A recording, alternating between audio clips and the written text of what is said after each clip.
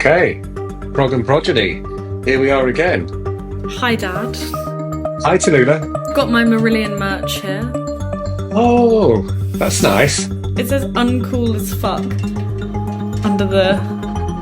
Oh, that's because when was it? Back in about 2000 and something, maybe in the late 90s. My memory's a bit vague on this. There was a guy who was like an ex-DJ, and we were chatting with him, and I'm not sure how we got into contact with him, but he just threw off this off-the-cuff remark saying, "Oh, you should do a T-shirt that says Marillion uncool as fuck."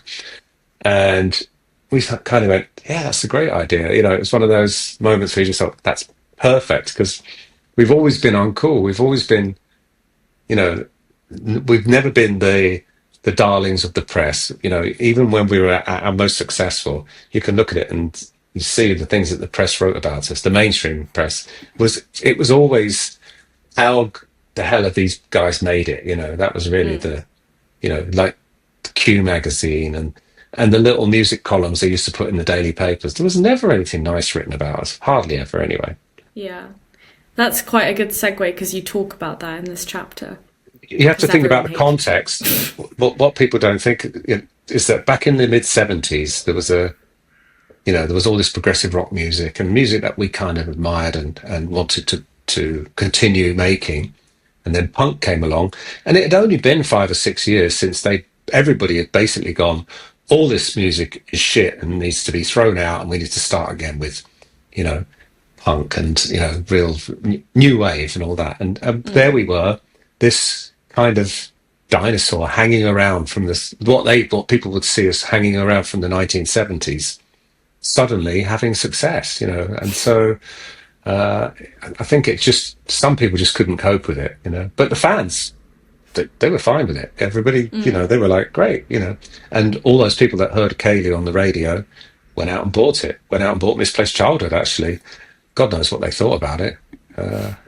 Well, you can imagine, they go, "Oh, nice single, I buy this album," and they're like, "What the hell's this?" Yeah, yeah. I've got a feeling that quite a few people became interested in our type of music because they bought it because of Kaylee, and then went down that particular rabbit hole.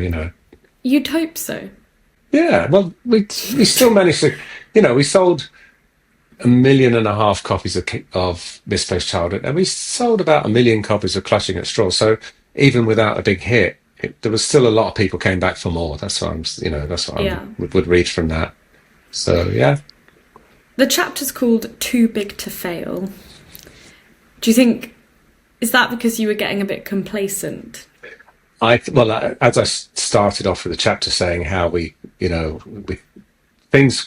something horrible would happen, like Fish losing his voice and us cancelling an entire tour, and rather than it being a career-destroying moment, we kind of bounced back and went on to do the tour and move to bigger venues because we had a chance to reschedule everything. So Too Big to Fail, it was more of a comment on our attitude to that sort of thing, that everybody thinks that you've had some success and you think it's going to go on forever. You think that's it, you've made it, and of course it's not like that really. Most bands will have a big hit or two or maybe three if they're lucky, and then it'll all be over. There's very few. I was checking online, can't remember why I did this, but I was thinking, we've been around for a long time, and I wanted to see how many bands have been around for a long time with minimal lineup changes, continuously working. And there's not that many that have done it longer than us. Notable examples would be like U2, for example. They've been going even longer than us and same lineup. There's a few others. Radiohead have been roughly the same lineup, but not quite as long as us. And anyway, it's a hard thing to pull off, to keep going for so long. And part of it is obviously the music and the fans, but also it's the friendships in the band. And getting back to your thing about the clash of the wags, that can derail a lot of bands. Who has it derailed famously? Well, there was Aerosmith. Steve Tyler hated Joe Perry's wife and wrote Why? I'm not sure. but I remember the song. No, what's the one that goes, "Sweet talking mama with a face like a gent, said my get up and go must have got up and went." Sweet emotion, sweet emotion. So Oh, yeah, and that's about her. Yeah, but yeah, there's a couple of lines in there which is directed at Joe Perry's wife at the time. right. But it didn't break them up. I think he split up with her. Oh, okay. So it broke up a relationship rather than a I'm band. not. Don't quote me on that. I actually don't know. I can't remember. Okay.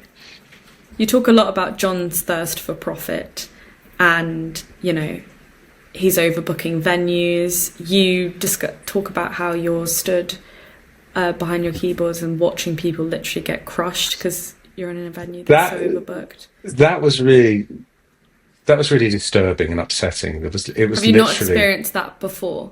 no. And when we found Since? out, it was avoidable, and it was something that had been kind of done on purpose just to cram more people into the venue. We were upset about that because you're on stage and you can see people visibly struggling, in trouble because Yeah. they're being crushed, and being pulled out by the security, and it's just not a good thing. I'm sure it's happened. These days, I think they Some tend to put. musicians will stop the concert and say, "Can you help her? She's Um, struggling," or something like and we that. used to do that. We used to. I can remember more than one occasion being given an indication from somebody to say, "Can you please all take two steps back?" And everybody try and encourage the audience to step back because people at the front Yeah. are being crushed. So yeah, it does happen. But these days, I think they're much more. Venues are much more conscious of that, fire limits, Mm. and they usually have barriers, don't they? Like halfway back or whatever, to stop everybody from pushing to the front. Yeah. And the golden circle or whatever they call it. Yeah. Yeah. That's not something we've ever done, but bands do it. I know. Mm. Um, so yeah, and I think yeah, John was definitely very much focused on making the money. But that What was whole this thing about. apartheid Sun Yeah, City? he wanted us to play in South Africa. He said, oh, we get really good money. They offered us a lot of money to go to Sun City and play, Yeah. and we didn't really think about saying yes because we knew what was going on there. Mm. And he's like, oh yeah, but Status Quo have done it, Queen have done it. It was kind of interestingly, Status Quo were kind of connected to John through Alan Crux, who was the guy that was one of the investors or owners of Bravado merchandise. And that was something at the time I never thought about. But years later, thinking back, how things all went, and Fish was very much more suspicious of John than we were when Fish was still in the band.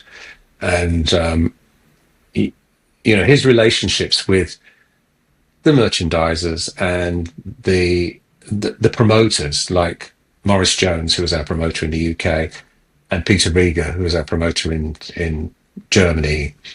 John always seemed to have very good friendships with these people. And I'm not saying that that's necessarily a bad thing, but it makes it difficult to be confrontational with them when it comes to what they're doing with our money. Yeah. Yeah. Yeah. And you know what I mean? It's kind And you of. talk about you go visit John's house and it's bloody massive. Yeah, and he was obviously embarrassed about it and tried to say, "Oh, well, that was from money that I made before I started managing you," which was just crap. There's no way that he made that sort of money before he managed us.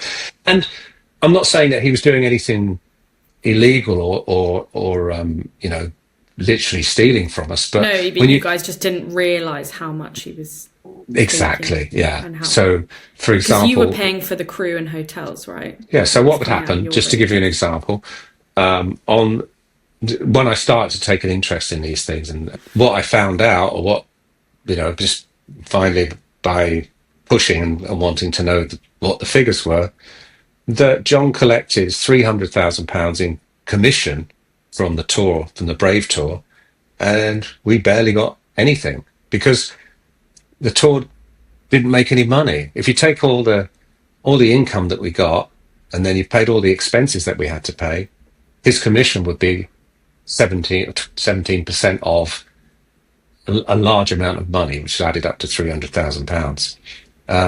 but most of that money was spent on hotels and crew wages, so the but which is what we agreed to, but because we didn't realize what we were agreeing to. And he would argue, oh, well, I've got an office to run and I have to pay staff and all this sort of thing, which was true, but it still felt very much that he was making a lot of money from us touring, and that became a source of friction later on because Fish was pushing to do less tours, and John was basically putting us on the road far more probably than we would have wanted to do. I think. Well, it's easy in hindsight to look back and go, oh, we could have done this differently, and this wasn't fair. But at the time, to to be honest, I wasn't really paying attention most of it. We What had were a you doing? well, we were very busy. We were making albums, recording, and touring, and I had a young family as well. So And you you were know, seeing enough money to be happy with that. yes, yeah, yeah. So it wasn't like we were How old were we were you around Misplaced Childhood? when we recorded it. I was 24. So yeah, like if you imagine a year from now, that's pretty much when we had the success. Yeah. Wow. And I can't imagine having a family on top of that. Yeah, by the end of the Misplaced Childhood tour, Kai was born. Yeah, and that kind of shows how busy we were. That we literally we got back from tour, and this is something I didn't put in the book, but I don't think it's a bad thing. So Susie thought that she was overdue. That the baby should have come, so she booked in with the idea that if the baby didn't arrive, if she didn't go into labour, after a few weeks over the 40 weeks, it's kind of considered. It was certainly back then. It was considered dangerous to wait too long because the placenta can start to break down and stop working properly. So they would induce the birth. They would actually start the birth with giving you an injection of something like prostaglandin or whatever. And so because we were on tour, we were in Japan, and we were back on the 8th of December. She booked in to be induced on, if the baby hadn't already come by then, to be induced on the 9th. So to fit in with our schedule, basically. Which is Kai's birth. It was kind of like, okay, we're going to schedule the birth of our baby to Around the band. to fit in exactly. I felt bad about that, and then literally I was off the next day. Did you find that hard? I think it was just accepted that that's how things were. I No, but I think mean, like, personally, did you find it hard to go home and then have to go again immediately? yeah, I think it was just not ideal at all. But I think by then we'd kind of got used to. Well, I think it was tough. It was really tough for Susie to be a mother without me being around for a lot of the time, and that it could have been made easier.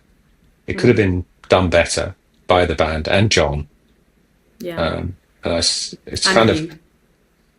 yeah, but it was kind of I would have been a lone You didn't voice. feel like you had a choice, it sounds like. Exactly, and none of the other band members had children at that point. I was the only one. So again, it was like being married and having kids, and I didn't really want to be the one to say, oh, you know what, I don't want to go to Japan, or I don't want to do this, because I think they just would have fired me. Yeah. I think it would have been a reason to get rid of me, as far as Fish is concerned, and I don't think John would have stuck up for me. So Let's talk about Japan. That sounds really surreal. And you talk about kind of the politeness of the audience. yeah, it was very surreal. We didn't know what to think about it. In fact, I remember one thing that happened was it was so weird.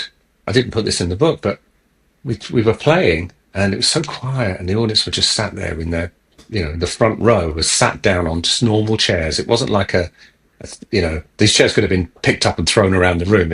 But that would never happen. Yeah. So they were all just sat there, and so there was a big tray of sandwiches in the dressing room, like a big silver platter. And Fish went and got it and took it down to the front row and handed out sandwiches to the front row just a random thing, just because it was the situation was so surreal that I think he just went, I know, I'll go and hand some sandwiches out What, mid gig? during the show. Yeah, yeah. That's so weird. Were people pleased? Not sure. They were Japanese. They were polite. They just took the sandwiches and ate them. So, yeah. Did you normally perform to sitting gig? I know most of your gigs No. now are sitting, but I know, but back then, no, usually, well, even if they were sitting, people would be on their feet for most of the show, not there. And it was kind of scary because, you'd get to a quiet bit in a song and it would be so quiet that you'd be like, oh, I don't want to make a mistake here, everybody will hear it, Yeah, and they're so dancing. regimented in their approach to things. There was we gave them a lighting plan for the tour. It was only like 5 or 6 dates to what lights to put where and all the rest of it. Japanese crew was so efficient; they just copied it. They copied it perfectly, except there was a mistake in the plan, and we told them there's a mistake here. This shouldn't be a red light; it should be a blue light or whatever, And every time we turned up at the next gig, it was always the same mistake. They never got the message, so they just copied the plan. I've always enjoyed going to Japan to tour because we don't go very often. We've been there like 3 or 4 times in our careers, so it's always an interesting experience. And people are really polite and really nice. Yeah, you can leave your laptop on a table and go to the. Well, you've been there, yeah. Yeah, they're very nice. Yeah, I was stood in the station looking at this ticket machine, thinking, "Oh my God, I don't know what to do here." I was doing the exact same thing. Someone came over and showed me how to use it. Yeah, this young girl, she was probably about 15, because, "Are you okay? Do you need help?" And I'm like, "Yeah." And she went, here's what you do, But yeah, I think everybody's so polite, and as you said, you could leave your phone lying around and it would still be there when you got back. It's a very efficient country as well. Like, public transport's amazing. Yeah, it's very clean. Although, when I was there, so the streets are immaculate, but there's no bins anywhere. No, people have to take their rubbish home. Did you not know that? Walking around with a coffee and be like, no. No, everybody has a rucksack, and you put your rubbish in your rucksack and take it home. That's so trusting, though. Yeah, you're not allowed to. I didn't know that. Yeah, they don't bother with bins because people don't leave rubbish. Yeah, this is that I'd buy a coffee or something and not know where to throw my coffee. So what did you do with it? I'd litter. Just threw it on the floor. No, really? No, did I was you? joking. I didn't litter. Okay. I'd go into a restaurant or something and ask if I could throw my cup away. Good. Get us a bad Of course, name. I didn't litter. Get us a worse name. They're still talking about that time we let those fire extinguishers off. Yeah. Yeah, so hang on. There was another fire extinguisher story. The crew. It was Privet, and I can't remember who else, but they just had a fire extinguisher party. Letting off fire extinguishers on each other. In the hotel. Yeah, and the hotel management basically lined us all up. It was like being schoolboys, And That the seems promoter, to happen a lot when this happens. yeah, the promoter was really completely devastated that it had happened, and he was responsible for bringing us to Japan, putting us in the hotel. So as far as he was concerned, it was his honor that was at stake. So that's how it was explained to us, and that somebody needed to own up and say who did it. And of course, nobody wanted to. Eventually, the crew went, "Yeah, I did it." And then nothing happened. They just said sorry. And Your that was honour it. was at stake. Yeah, his honour, not ours. We don't have any honour. We're foreigners. Oh my God, that's so mean. That poor man. Yeah, we didn't know. I can remember once being in a hotel in Japan. It was me and H, and it was very early in the morning. We'd obviously had jet lag, because the jet lag's horrible when you go to Japan from England. No, you went there, but from Australia, didn't you? So from England, you're totally round the wrong way. Up at 5 a.m, we're walking down the corridor to go for breakfast, and this drunken Scotsman, he was the singer from, what's his name? Gillespie. Is it Bobby Gillespie? Anyway, he's like, "Have any of you guys got any narcotics?" And we're like, "No." He goes, I'd go to bed if I were you. There's some right fucking nutters coming here. I think he was talking about the rest of the band. Oh, I thought you meant drug dealers. No, the thing is, there are no drug dealers in Japan. I think that's Oh, why he yeah, was that was asking in the us. book. He's obviously missing out on his on his drugs. So it So was funny. Bobby Gillespie from Primal Scream. That's who the guy was that said, "I bet you guys got any narcotics?" Broad Glasgow accent. Maybe we shouldn't include this. Might get him into trouble. Has he got a reputation for taking drugs already? Has Don't he? worry. Yeah, if he hasn't, he should have. So you come back from Japan, and then you play some shows at the Hammersmith Odeon. Yes, we did like 7 nights at the Hammersmith Odeon, which is quite a lot because it's a big venue. Holds about 3,800, something like that. And the last night it was kind of a done. I don't know if it's still a done thing, but back then, you would do a charity night to raise money for a charity. We did one a few years later for muscular dystrophy, and this one was for Pete Townshend's Double O charity, which was like a charity for drug addicts and alcoholics, I think. Which was he presented us with a letter. Or he sent us a letter. I've got it somewhere saying thank you, signed Pete Townsend, which was quite nice. And we raised 17 grand, which back then was a few quid for his charity. But we had a bunch of people turn up and play with us, which was nice, including Mike Oldfield and Roger Chapman, who's got the loudest voice I've ever heard. Because Fish's voice isn't that loud, so his microphone is, we tend to turn the sound up on it quite loud. But this guy, he was the singer in a band called Family. He's got a really hoarse, raspy, sounds like sandpaper voice, but really loud. And when he started singing, it was just like, oh my God, turn it down. But yeah, he did a song called Shadow on the Wall with Mike, which was, I think, a song that he'd sung with Mike Oldfield. So, and his keyboard player, Mickey Simmons, got up and played with us. And he ended up playing with Fish. I think that was where Fish met him, at that gig. Right.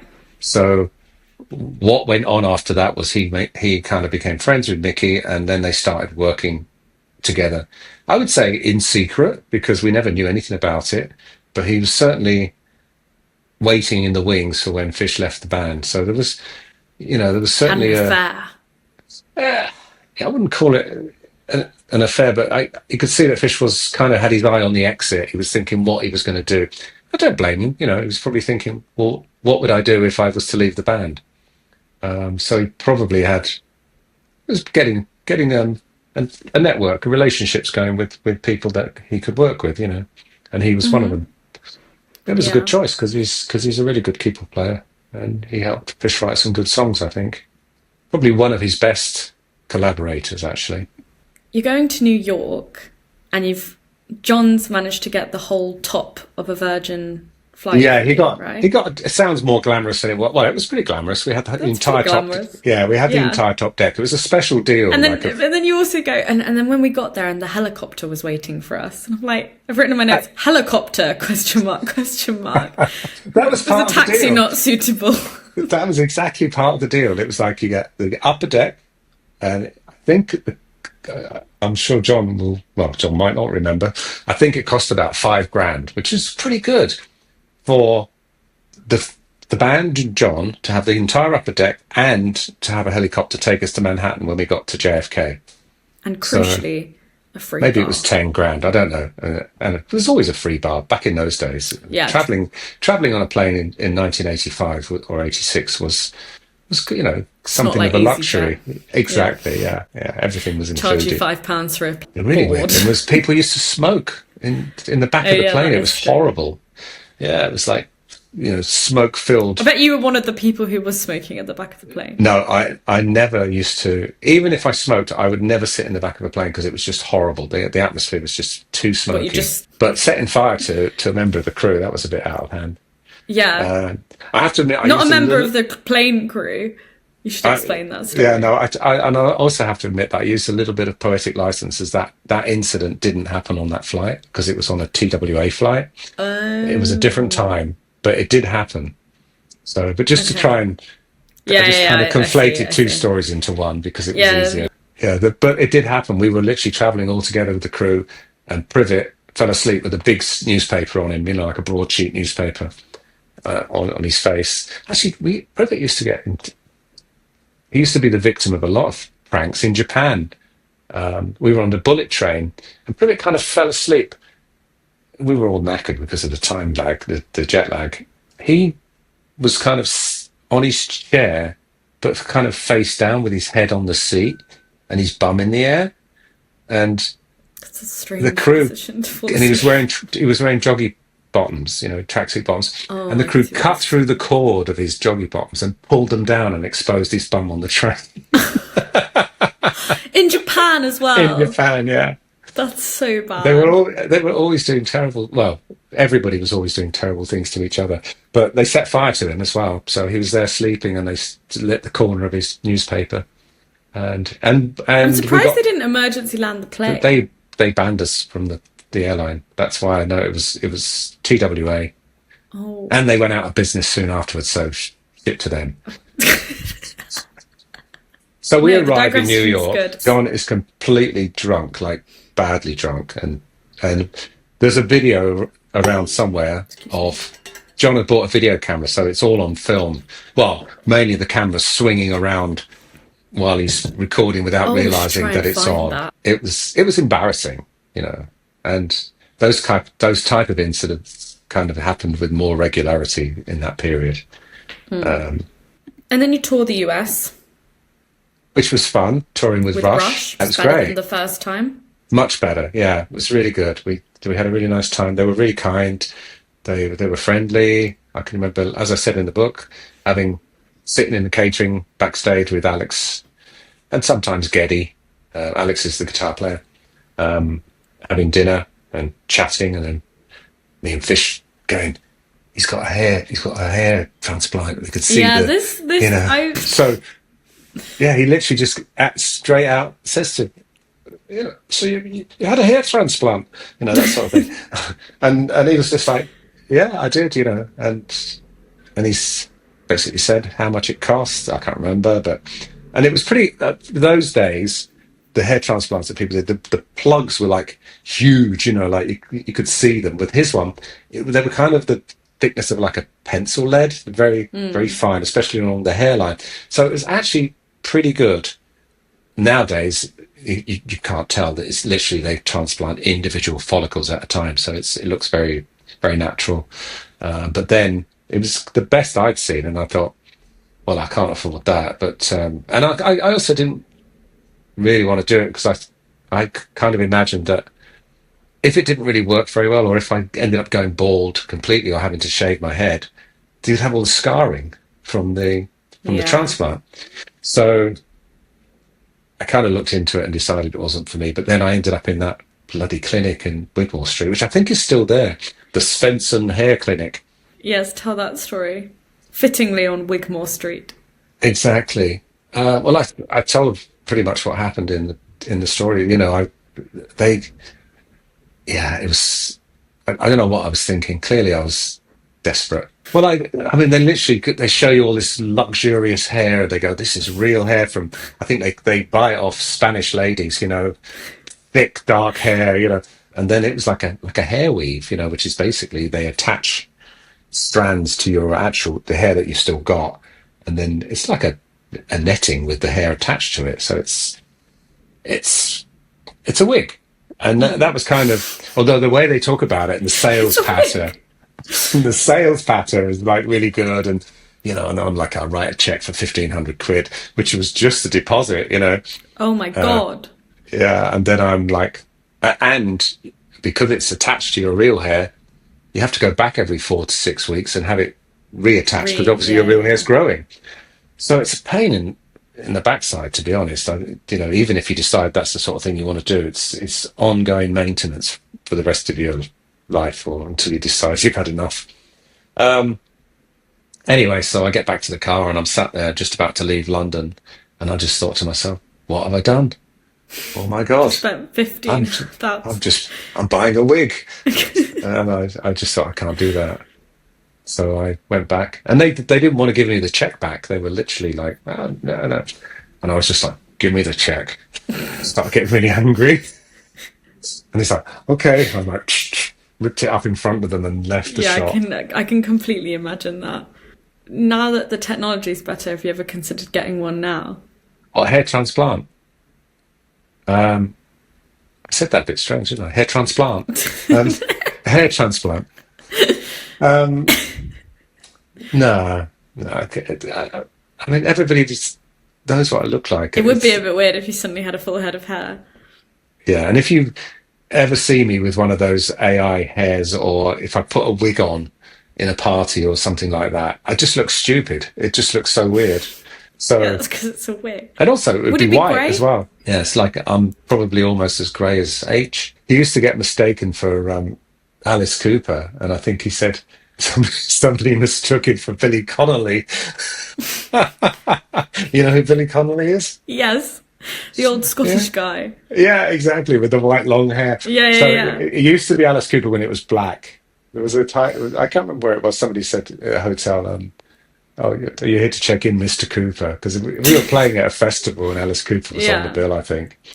And now it's like, "Oh, you're here to check in, Mr. Hello, Connolly." Mr. Okay, this is the bit that I'm excited for because it's when you play with Queen. Oh, okay, that was fun. That was great. Yeah, it's one of the it's one of the stories that people always ask about. Oh, what was it like playing with Queen? I You think know? is that's why I like this chapter because it's got some good Yeah. stories.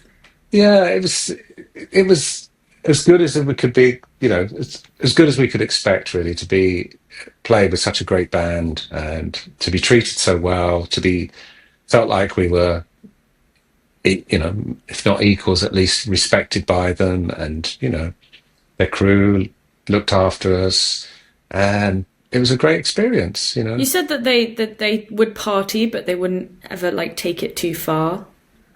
Well, Brian's birthday, I thought it was a late night, and Brian and Roger were there till the end. Freddie didn't stay long, and John Deacon, I think, was much more of a private person. Although at the end of tour party in Kensington, John Deacon was completely drunk. So That's the party that had the women who were completely naked, apart from their clothes were painted on. painted on, yeah, yeah. It's one of those ones you get in the elevator, and you're like, and there's a woman operating the elevator, and she's wearing like looks like t-shirt and jeans, and then Double kind of take. you do a double take, and you see like the jeans have got a bush. It was that bad. And her t-shirt's got nipples on it. Exactly. Yeah. Yeah. It's exactly Oh my what it was God. like.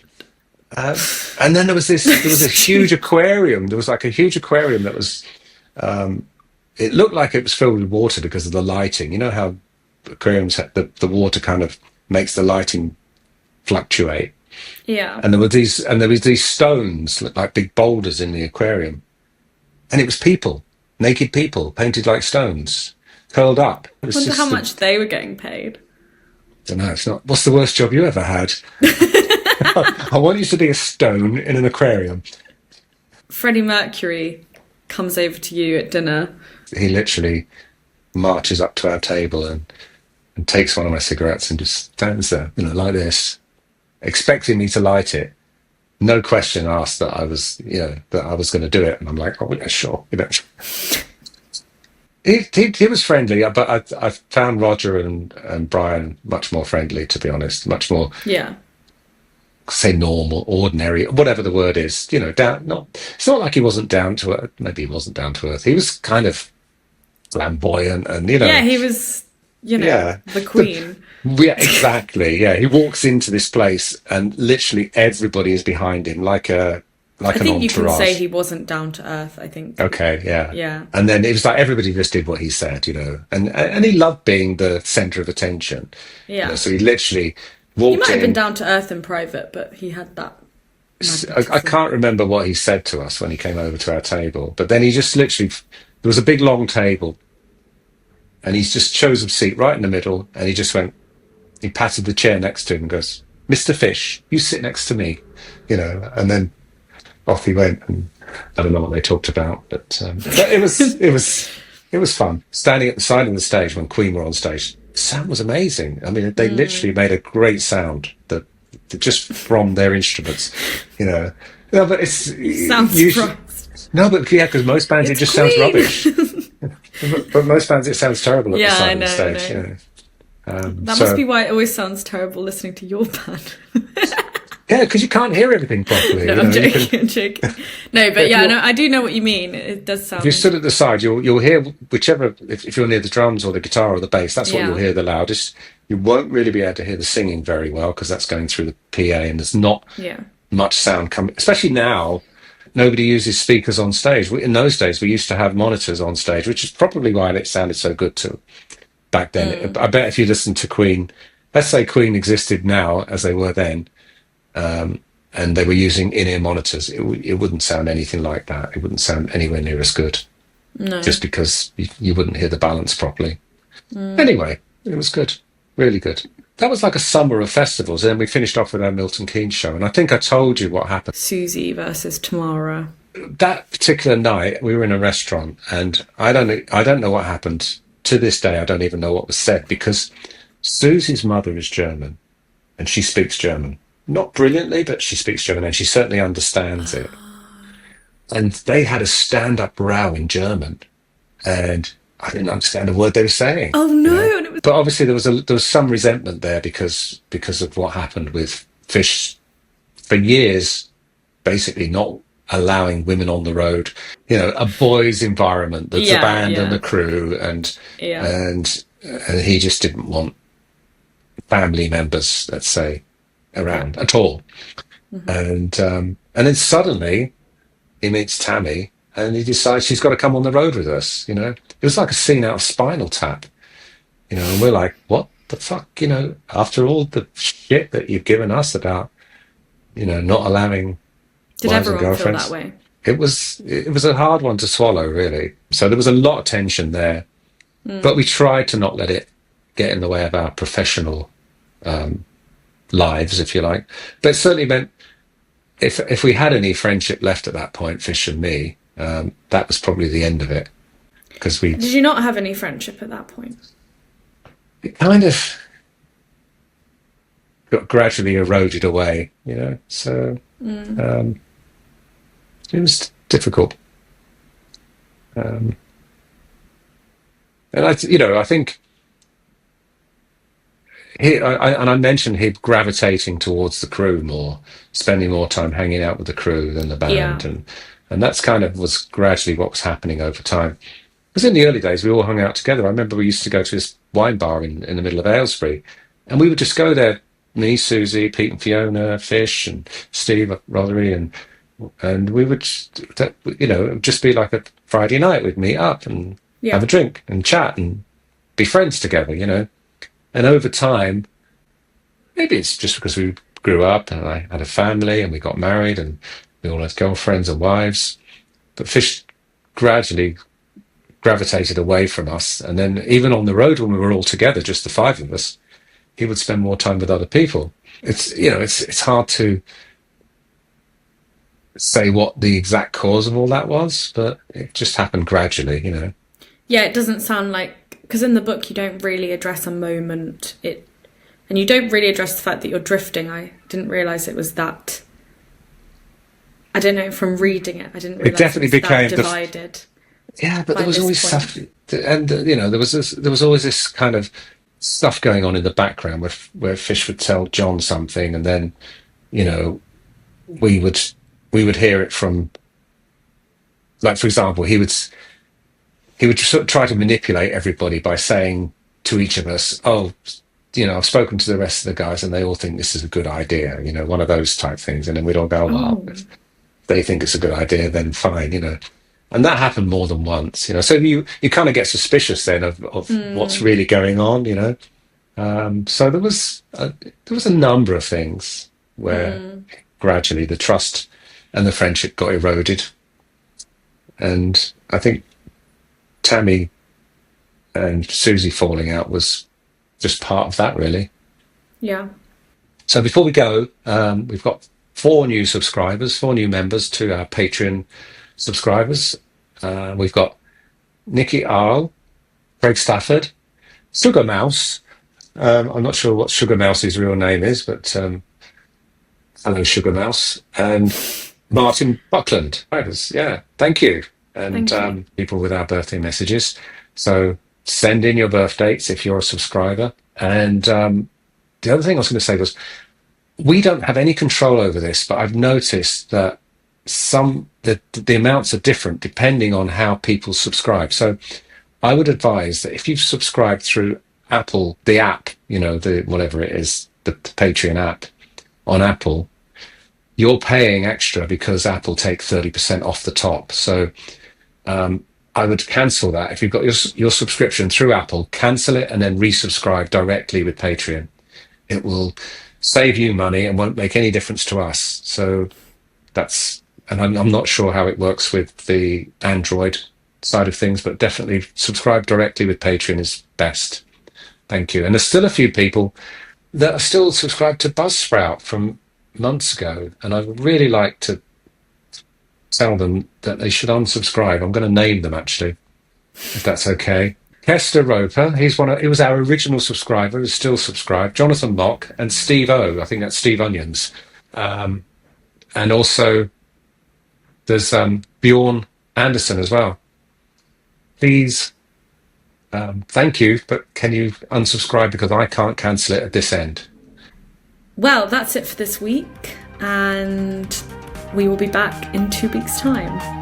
Yeah, thank you very much. And Thank you. I hope you like this video version of our podcast. Go check it out if you're listening on Spotify, go check it out on YouTube because it will be in video, part of it. Yes. Yeah. Thanks very much. And bye, Lula. Thanks, bye, Dad.